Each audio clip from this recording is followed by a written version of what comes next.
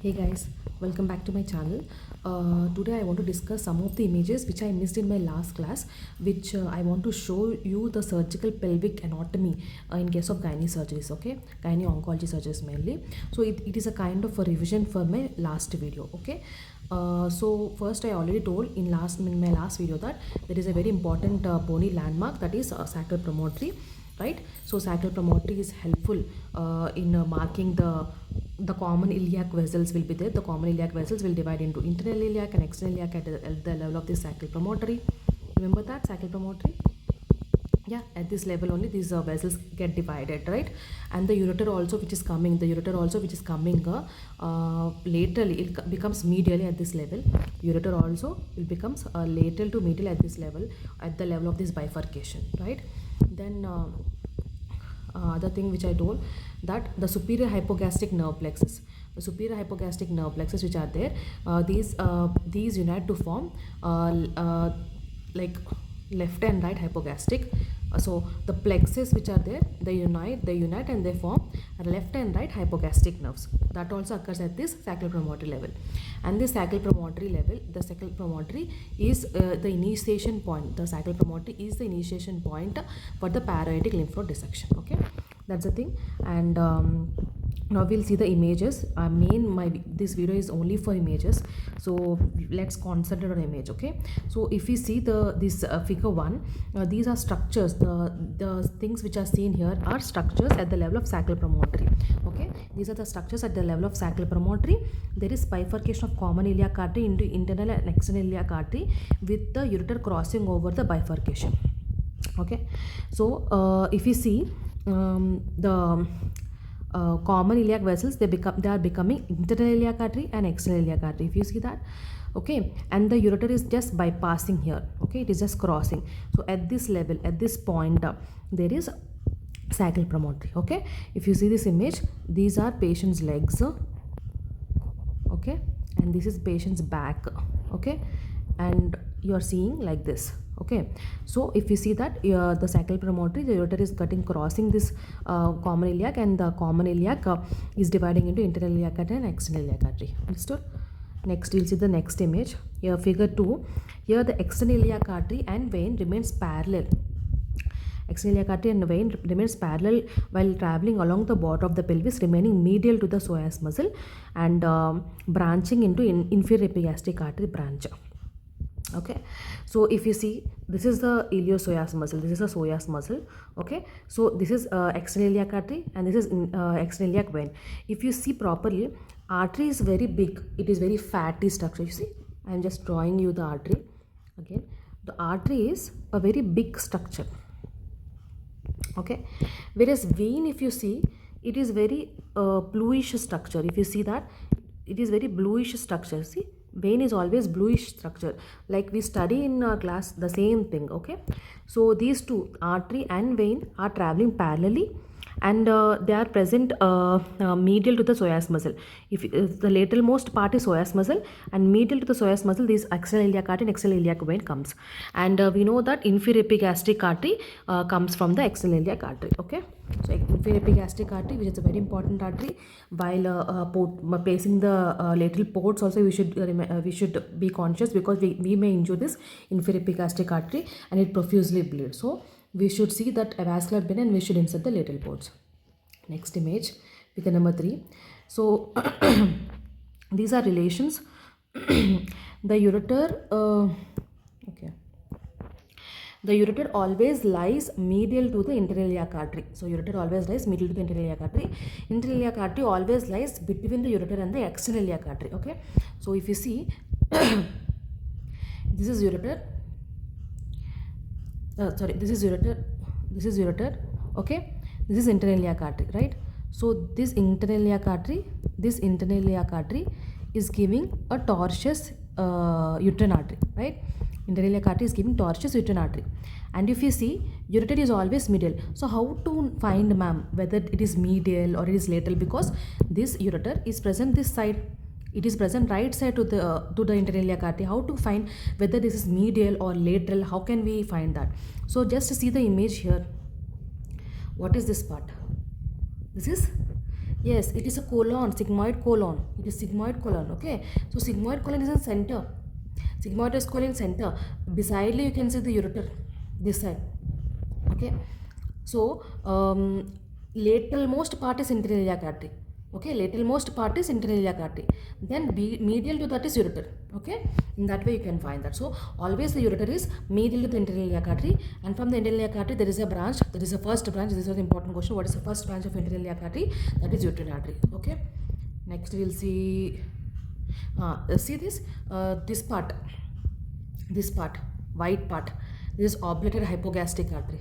It is oblated hypogastric artery is known as medial umbilical ligament. Okay, so oblated hypogastric artery, and if you see one vessel is going to the bladder, that is superior vesical artery. Okay, these are all branches of internal iliac artery. If you want to learn how to draw internal iliac artery, you might see one of my video where I showed how to draw branches of internal iliac artery, which is a very important question in your theory exams. Next figure. So the obturator nerves and the vessels are lower limits of the dissection of the pelvic lymph nodes. They lie between the external and internal iliac vessels. The obturator artery is the only artery arising laterally from the internal iliac artery. So so these obturator nerves, obturator vessels are present in which space? Paravesical space. Very good. So these paravesical space is a part where you do pelvic lymph node dissection. So when you are dissecting na, like archaeologists, you are just taking out, dissecting. You can see one shiny string structure. Okay, that is obturator nerve. Once you see that shiny string structure, you should stop dissection. Why? Because obturator nerve get injured. First important thing. Second thing is, below the obturator nerves there are vessels. Below the obturator nerve, if you see this image, below the obturator nerve there are vessels. Okay, these are all obturator vessels. Which may injure and can cause bleeding. That's why you should stop dissection. Next image, figure 5. If you see this, so here they are saying the ureter lies in the fork between the uterine artery and uterine vein. Okay, so ureter is lying as a fork between the uterine vein and uterine artery. If you see, this one is the uterine artery. If you see, this one is the uterine vein, and in between the ureter is going.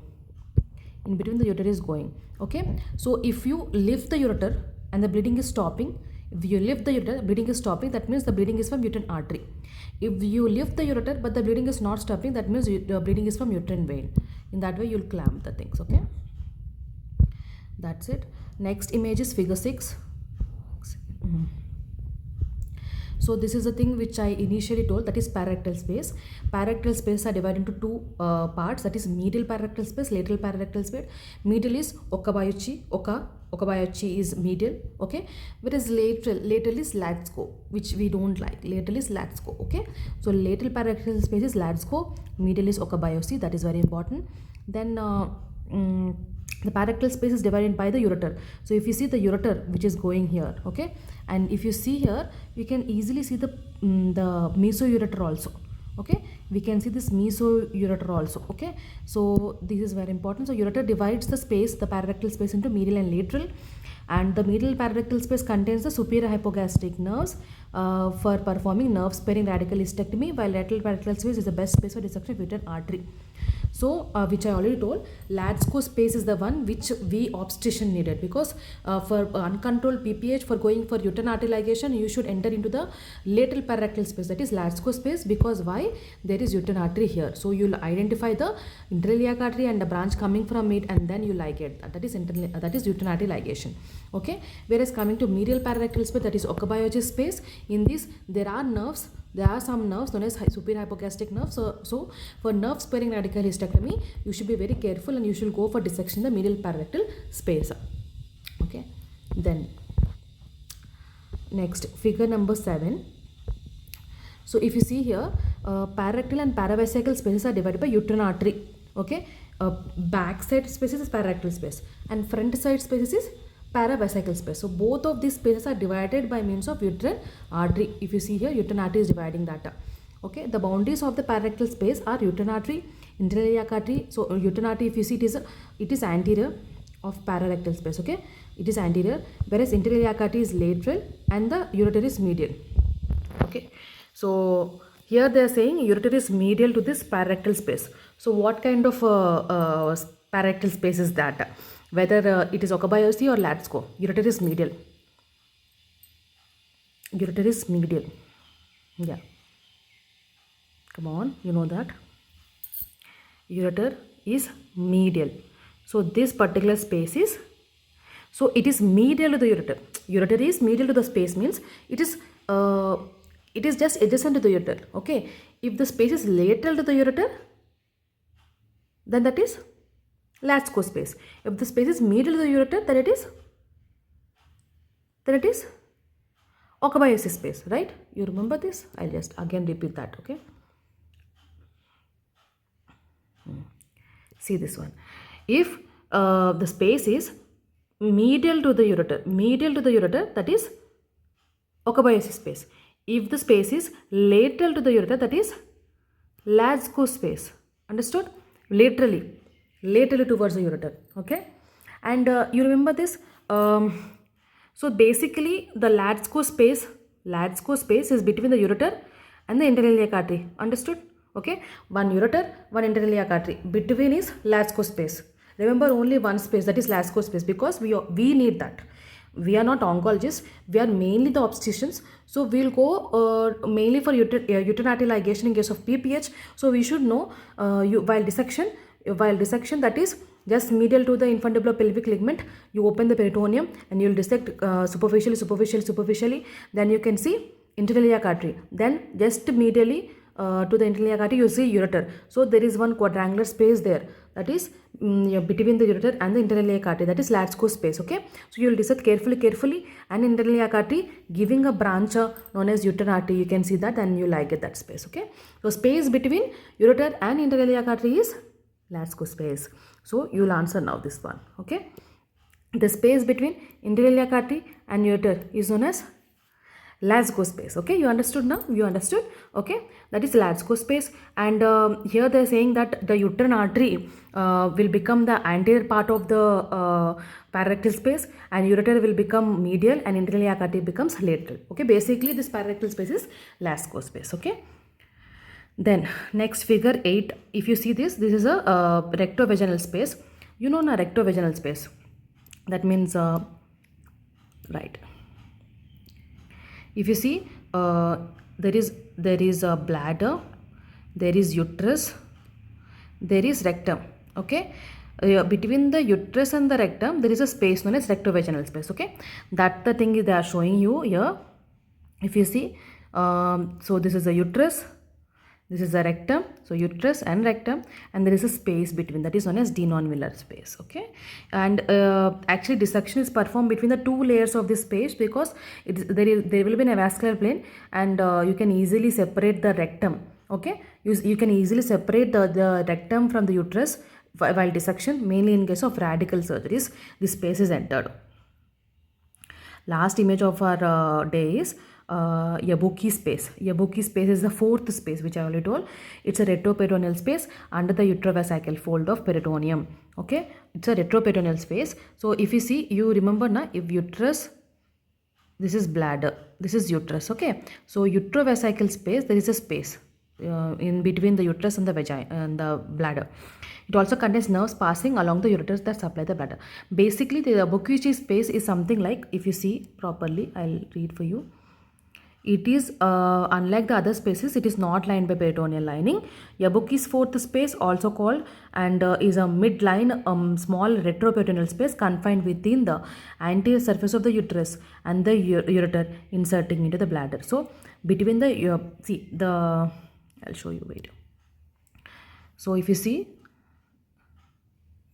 sorry, if you see this, this is bladder and this is uterus. So for the bladder, the ureters will be coming. Okay, so between the ureters and the anterior surface of the uterus there is a space known as fourth space. Okay, that's it. These are images which I want to tell you for a clear cut boundaries and all of these spaces and other unilateral spaces. Please watch my video on pelvic spaces. Thank you.